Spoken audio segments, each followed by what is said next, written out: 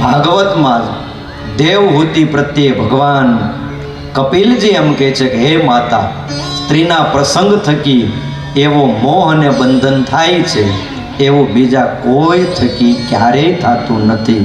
માટે ઇન્દ્રિયો જીતવાને ઈચ્છતા એવા પુરુષોએ સ્ત્રીના પ્રસંગ થકી દૂર રહેવું. વાલા ભક્તજનો, આ બધી જે વાતો છે, ઇતર વાક્ય અને મુખ્ય સિદ્ધાંતની વાતો, એમાં મૂળ શ્લોકમાં એટલું સમજવાનું છે કે સર્વ જીવના હિત માટે શ્રીજી મહારાજે સામાન્ય સિદ્ધાંત પરોક્ષ વચન કીધા. એના થકી પ્રધાનપણે માનવાના વચનો એ એકાંતિક ભક્તો માટેના વચનો છે. એને મુખ્ય સિદ્ધાંત કહેવાય, એને પ્રત્યક્ષ અર્થ કહેવાય છે. દાખલા તરીકે લઈએ, આમ તો લગભગ બધા બેઠેલા વચનામૃતના અભ્યાસી ભક્તો છે. રોજ નહીં વાંચતા હોય તો 2 દિવસ 3 દિવસ 15 દિવસ તો એકાદ વાર વચનામૃત વાંચતા તો હશો, સાંભળ્યું તો હશે. સ્વામિનારાયણ ભગવાને ગઢડા પ્રથમના 5મા વચનામૃતમાં એવું કીધું કે રાધિકાએ સહિત એવા શ્રી કૃષ્ણ ભગવાનનું ધ્યાન કરવું. તો આ આજ્ઞા થઈ કે ન થઈ? રાધિકાએ સહિત શ્રી કૃષ્ણ ભગવાનનું ધ્યાન કરવું. પણ આ વચન ઇતર એટલે સામાન્ય અને પરોક્ષ અર્થવાળા છે. તો ઉત્કૃષ્ટપણું કહેનારા પ્રત્યક્ષ અર્થ કયા? તો સ્વામિનારાયણ ભગવાન લોયાના 11મા વચનામૃતમાં કહે છે કે જેવી ભગવાનની મૂર્તિ પોતાને મળી હોય એનું જ ધ્યાન કરવું. તો કયું માનવું? રાધિકાએ સહિત શ્રી કૃષ્ણ ભગવાનનું ધ્યાન કરવું એ પ્રથમના 5મા વચનામૃતમાં કહેવાનું. ત્યારે લોયાના 11મા વચનામૃતમાં સ્વામિનારાયણ ભગવાન પોતે બોલે છે કે જેવી મૂર્તિ પોતાને મળી હોય એનું જ ધ્યાન કરવું. અને પૂર્વે ભગવાનના અવતાર થઈ ગયા હોય એ મૂર્તિનું ધ્યાન ન કરવું. ચોખ્ખી આજ્ઞા. સમજાય છે? આ પ્રધાન વચનો છે, મુખ્ય વચનો છે. આ શ્લોક બહુ સમજવા જેવો છે. પોતાને ભગવાનની મૂર્તિ મળી હોય એને વિશે પ્રતિવતાની પેઠે દ્રઢ ટેક રાખી. હા, જેમ પાર્વતીએ કીધું કોટી જન્મ લખ રગડ હમારી વરુ શંભુ કે રવ કુમારી. આ વાક્ય સ્વામિનારાયણ ભગવાન બોલ્યા છે, તુલસીદાસજીની ચોપાઈ. કોટી જન્મ લગ રગડ હમારી વરુ શંભુ કે રવ કુમારી. આવી રીતે પતિવ્રતાની ટેક એ ભગવાનના સ્વરૂપમાં જોઈએ. આ શ્રીજી મહારાજના પ્રધાન વચન છે અને મુખ્ય સિદ્ધાંત છે. એમ કોઈ આપણને એમ કહેતા હોય કે આ બધું શિક્ષાપત્રીમાં લખ્યું છે એનું અનુસરણ કરીએ છીએ, પણ અમુક વચનો ગૌણ વચનો હોય, પછી બધું કરવા ન માંડાય. એમાંના પ્રધાન વચનો એકાંતિક ભક્તએ પોતાના જીવનની અંદર ઉતારવા. વાલા ભક્તજનો, બીજી વાત કરું, ગરડા મધ્યનું 35મું વચનામૃત છે. ભગવાન શ્રી હરિએ કીધું આ સર્વે તમે મને ભગવાન જાણો છો. કોણ બોલ્યા? સ્વામિનારાયણ ભગવાન પોતે બોલ્યા. આ તમે સર્વે મને ભગવાન જાણો છો તે અમે જ્યાં જ્યાં ઉત્સવ સમયા કર્યા હોય, બ્રહ્મચારી પરમહંસ હરિભક્ત ભાઈ ભાઈ સર્વને ભેળા કર્યા હોય, અમે કીર્તન ગૌરાવ્યા હોય, વાતો કરી હોય, એ અમારી પૂજા થઈ હોય, એ આદિક અમારા ચરિત્રો અને લીલા તેને કહેવાને સાંભળવા, એનું મનન કરવું, એનું ચિંતવન અંતકાળે જો થઈ આવે તો એનો જીવ ભગવાનના ધામને જરૂર પામે. જો સાંભળજો, ભગવાનના ધામને જરૂર કોણ પામે? પ્રત્યક્ષ ભગવાનના લીલા ચરિત્રો, પ્રત્યક્ષ ભગવાનની વાતો, એમની પૂજા, એમની આજ્ઞા, એમનું જે કાંઈ છે. અને લખ્યું એવા અમારા સર્વે ચરિત્ર, અમારી સર્વે ક્રિયા, નામ સ્મરણ તે કલ્યાણકારી છે. અને આવી રીતે ભગવાન શ્રી હરિ કે અમે સ્વરૂપાનંદ સ્વામીને વાત કરી, સ્વામી આ વાતને તમે હૃદયમાં ધારો.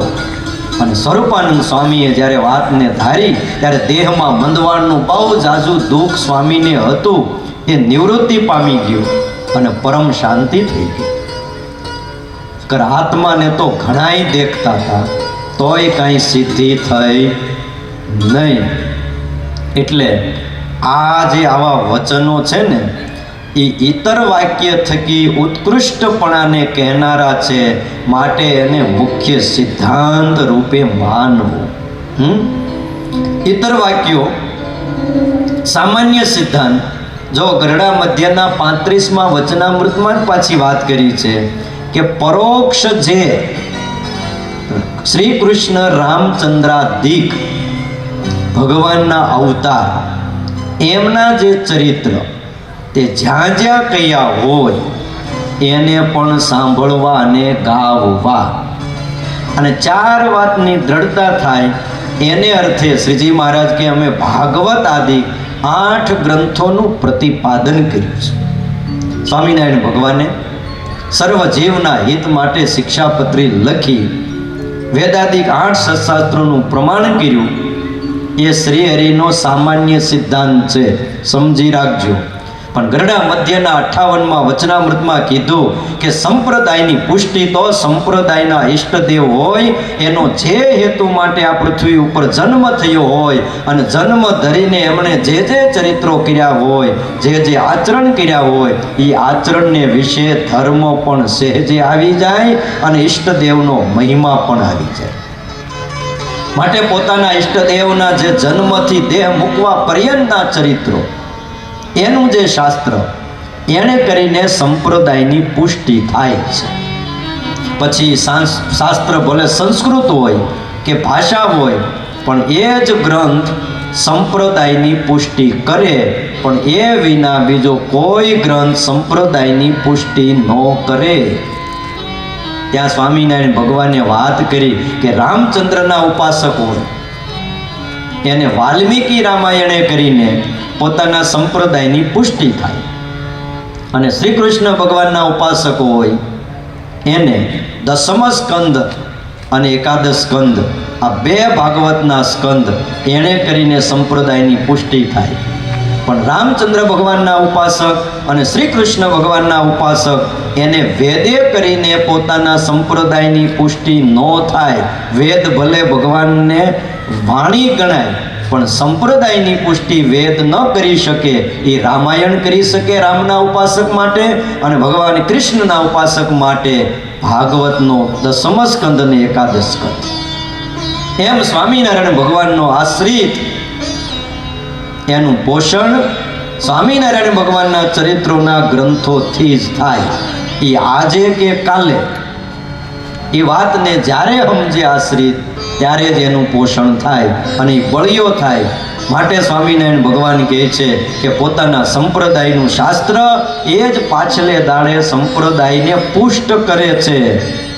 અને એટલા માટે શ્રીજી મહારાજે મુક્તાનંદ સ્વામીને આજ્ઞા કરી, સ્વામી તમે પણ પોતાના સંપ્રદાય સંબંધી અને પોતાના ઈષ્ટદેવ સંબંધી ગ્રંથોને દેહ પર્યંત કરજો.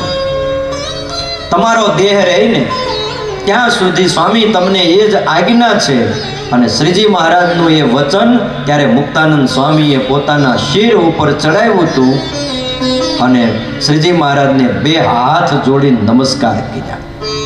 ગરડા મધ્યનું 58મું વચનામૃત, જેમાં આ વાત આપણા નંદ સાધુઓએ લખી છે. સ્વામિનારાયણ ભગવાન બોલ્યા એટલે વાલા ભક્તજનો પ્રગટની વાત આખી જુદી છે. હા, પ્રગટના ચરિત્રોની વાત પણ મહારાજની આખી અલગ છે. શું સ્વામિનારાયણ ભગવાને પોતાનું ઐશ્વર્ય પ્રતાપ જીવને બતાવ્યો છે.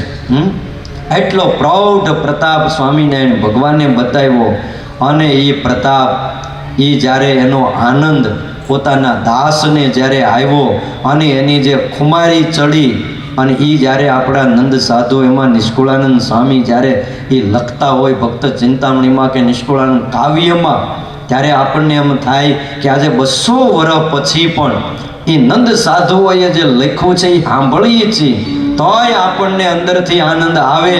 ત્યારે એ પ્રત્યક્ષ આ ધરા ઉપર જ્યારે ભગવાન હોય ત્યારની વાત તો આખી જુદી છે. નિષ્કુળાનંદ સ્વામી અદ્ભુત લખે છે. ધ્યાન ધારણા અતિ ઘણી લીએ સમાધિએ જન સુખ જોય પ્રતાપ મહારાજનો અને દલમાં ન મનાય દુઃખ. એ ભગવાન સ્વામિનારાયણનો પ્રતાપ જોઈ અને દિલની અંદર રેસ પણ દુઃખ નહોતું મનાતું. હા, શું અદ્ભુત લખે છે.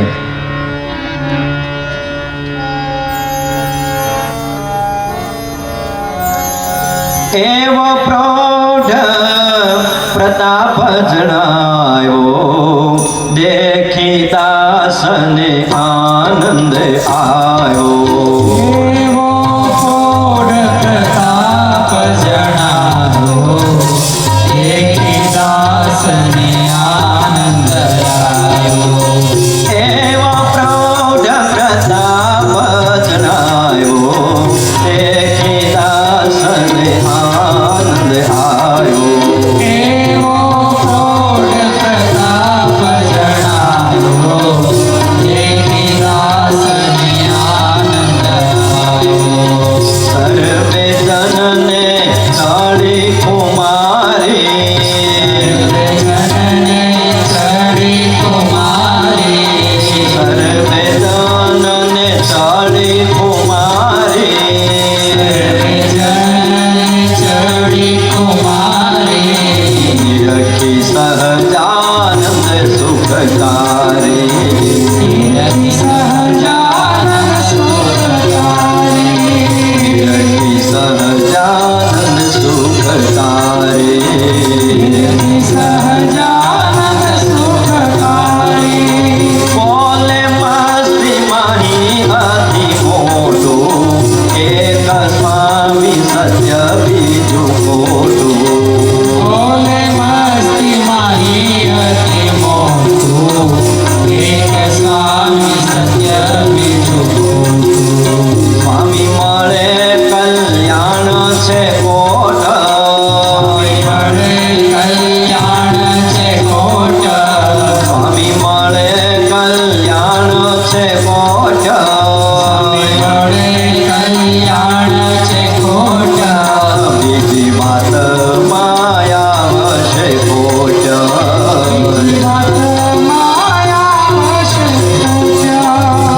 શું અદ્ભુત સ્વામિનારાયણ ભગવાને પોતાનો પ્રતાપ જણાવ્યો અને એ પ્રતાપને જોઈ જેટલા દાસ હતા ભગવાનના આશ્રિત હતા એને આનંદ આવ્યો.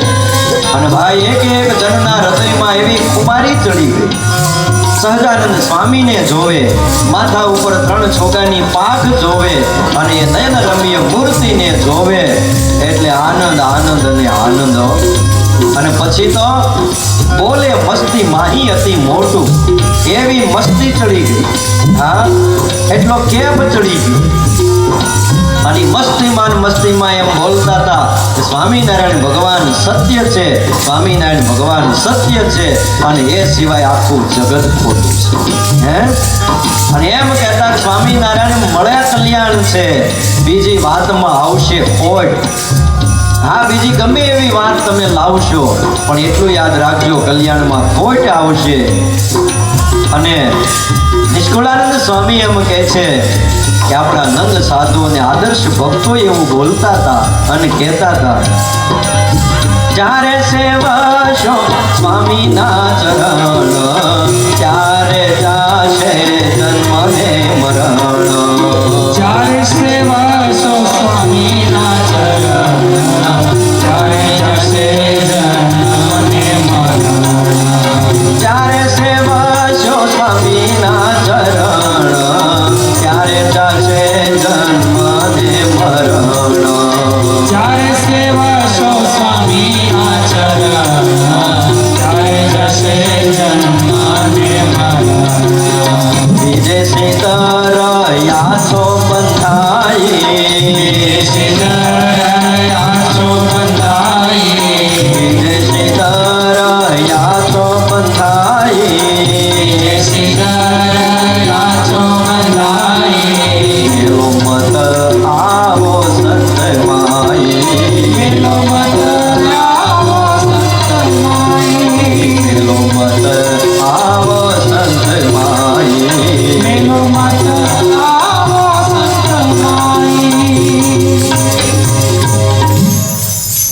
સ્વામી કહે છે જ્યારે સેવશો સ્વામીના ચરણ, જ્યારે સ્વામિનારાયણ ભગવાનના ચરણની સેવા કરશો ત્યારે જાશે જન્મ ને મરણ.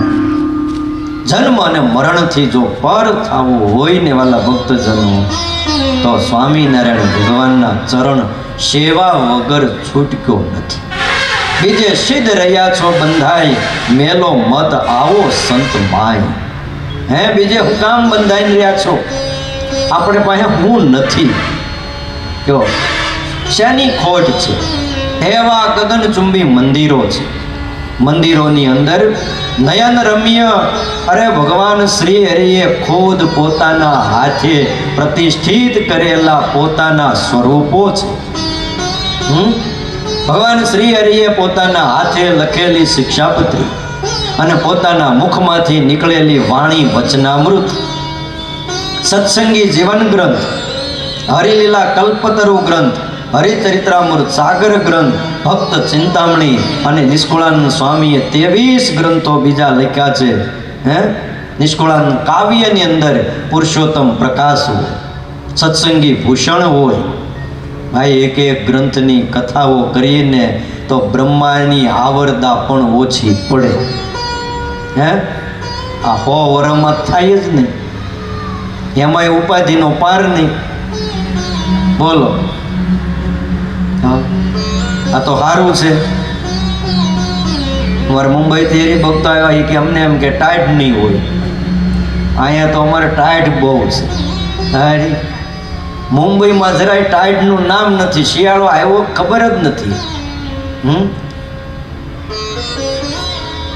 તોય સારું છે, ઓછી થઈ ગઈ. હા.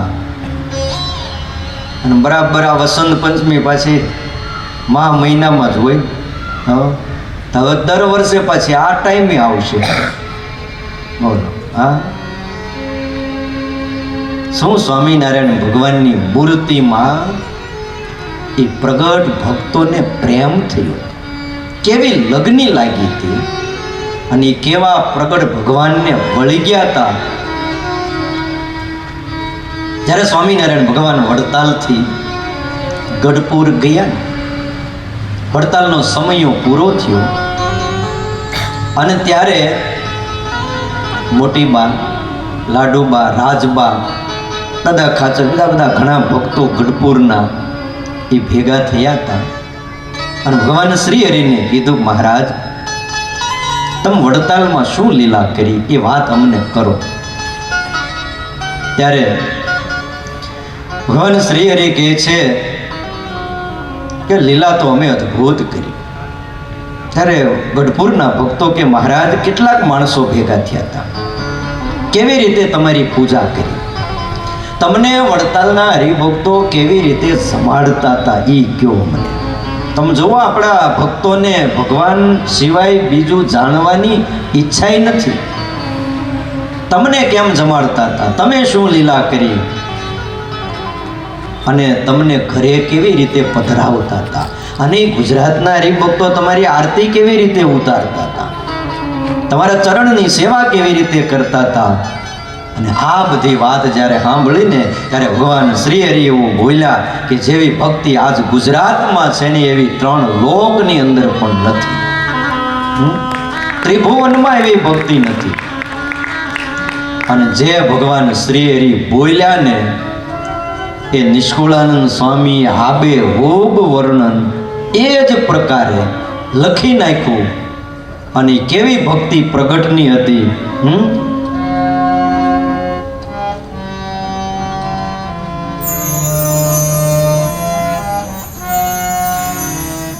જેનું વર્ણન લખ્યું નિષ્કુળાનંદ સ્વામીએ. રાત દિવસ યમ પાસળે વળે ઉભા રહે એક પગ,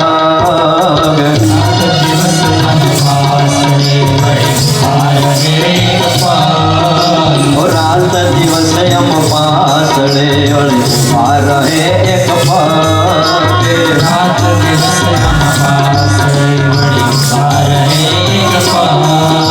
મૂર્તિ ન મેલે પીઠથી, મૂર્તિ ન મેલે પીઠથી, મૂર્તિ ન મેલે પીઠથી, મૂર્તિ ન મેલે વળી મટકો ન ભારે દ્રગે, મટકો ન ભારે દ્રગે. હે રાત દિવસ યમપાસ વળી ચાલે એક પગે.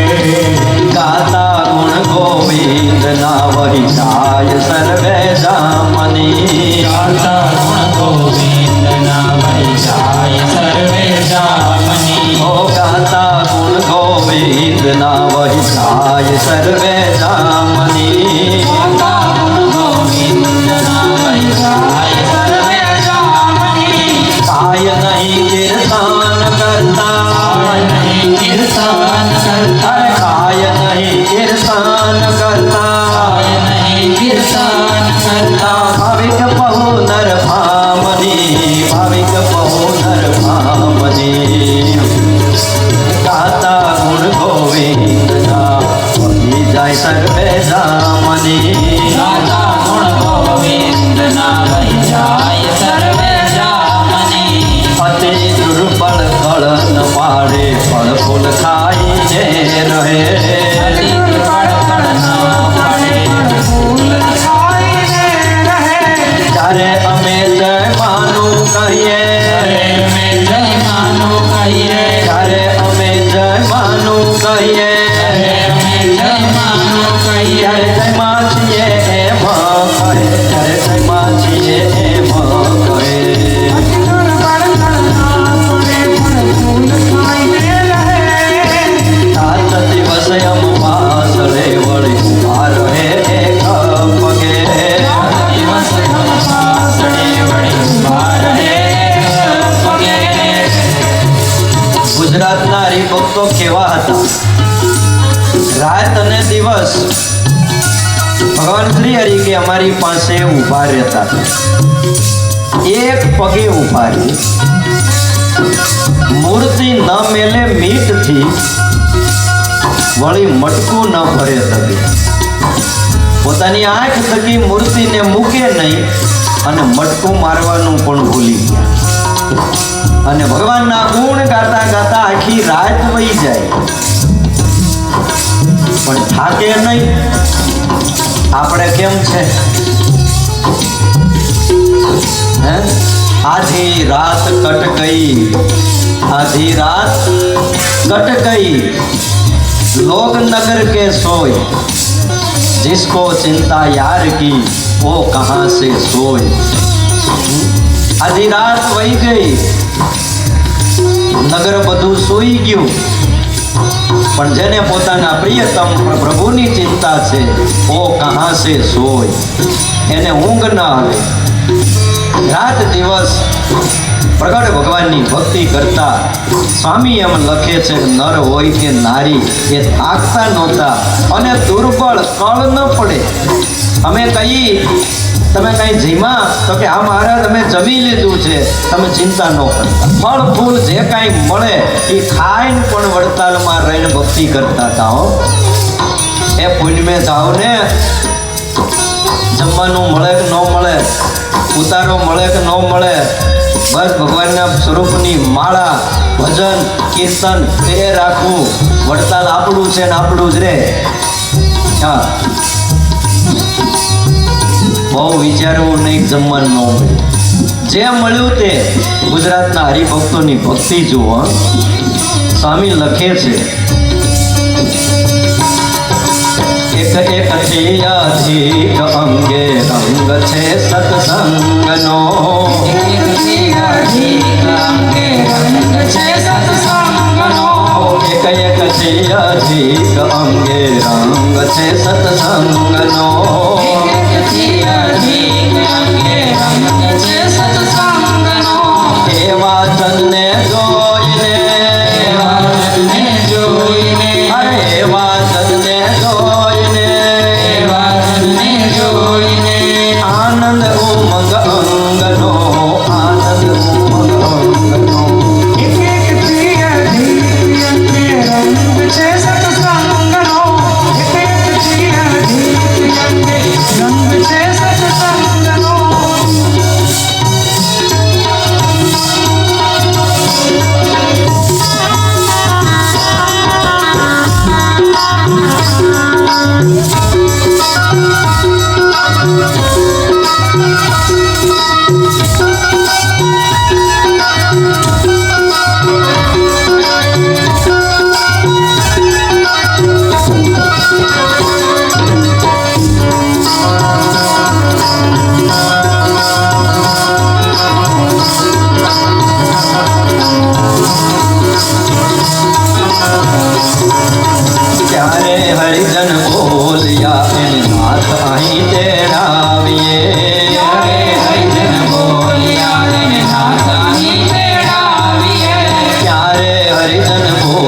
ભોગલ્યા એને નાથ અહીં તેડાવીએ. ચારે હરિજન ભોગલ્યા એને નાથ અહીં તેડાવીએ.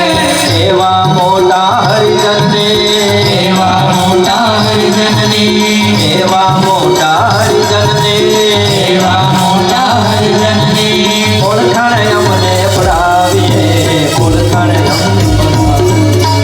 ચારે હરિજન ભોગલ્યા એને નાથ અહીં તેડાવીએ.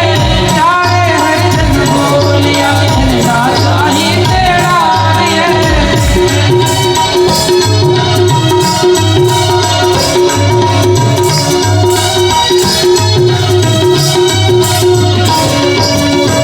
એક એકથી અધિક અંગે અને રંગ છે સત્સંગનો.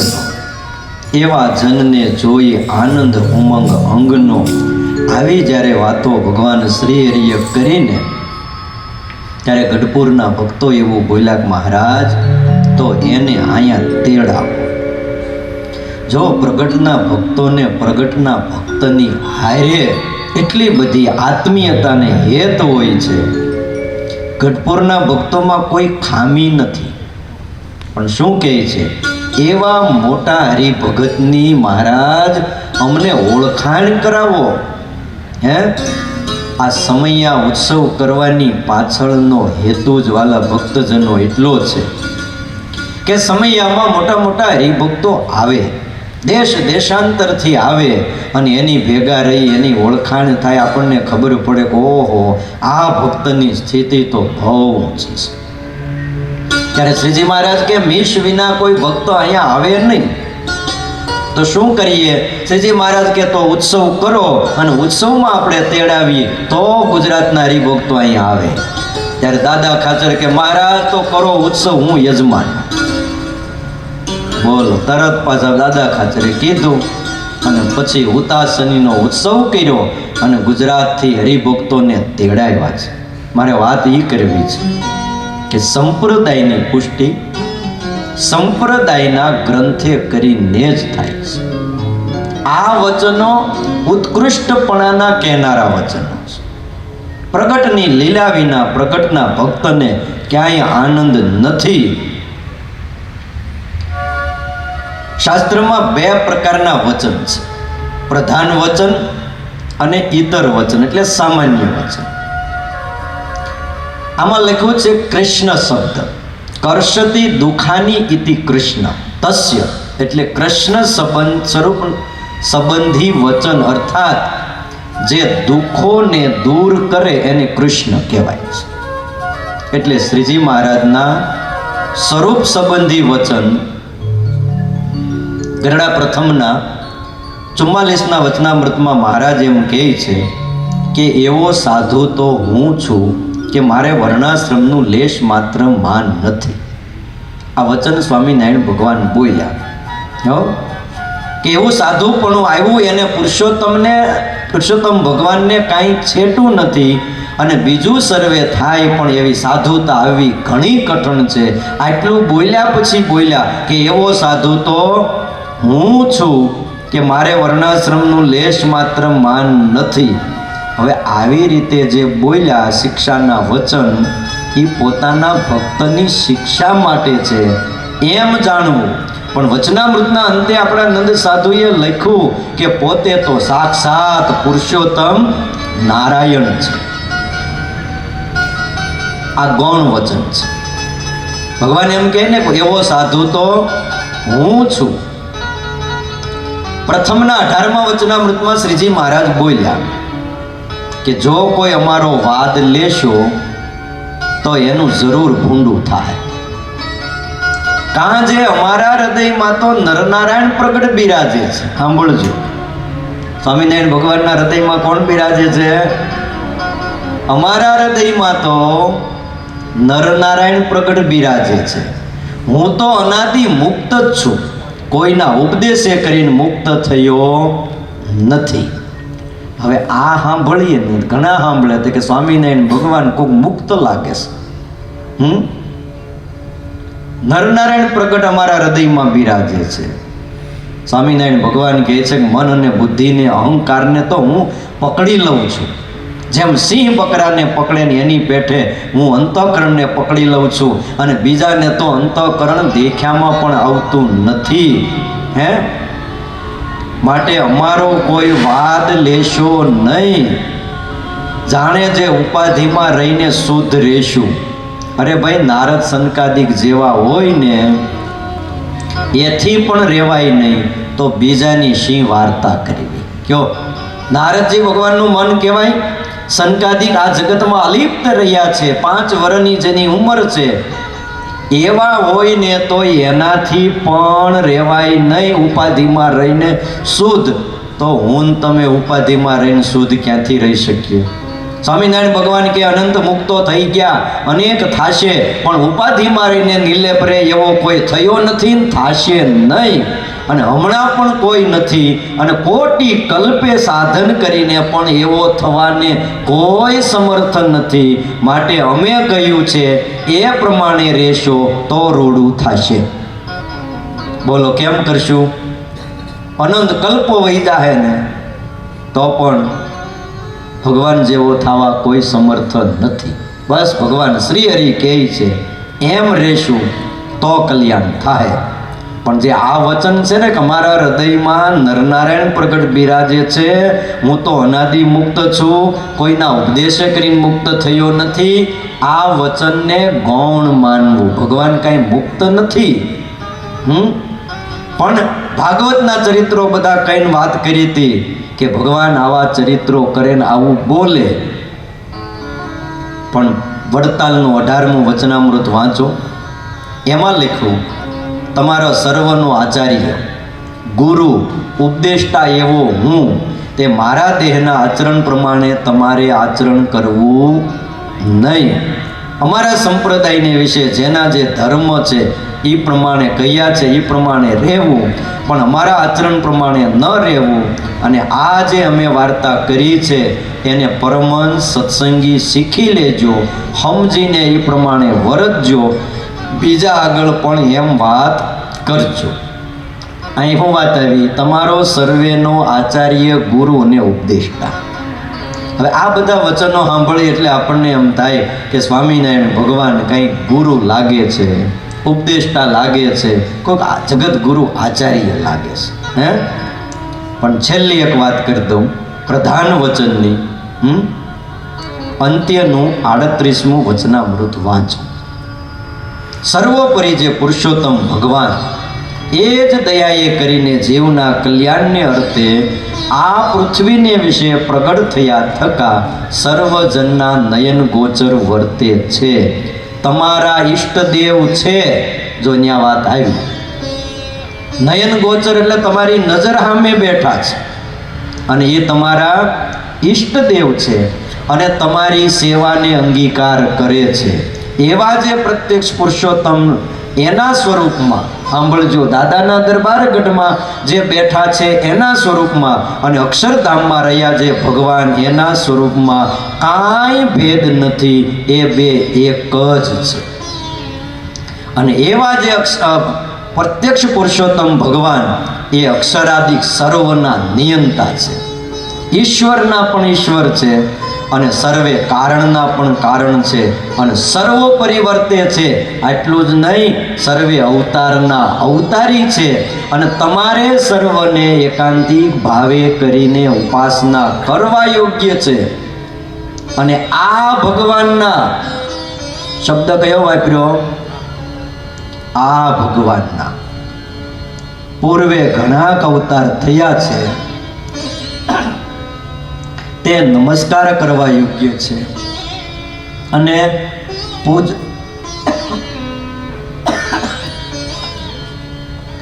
પૂજવા યોગ્ય છે.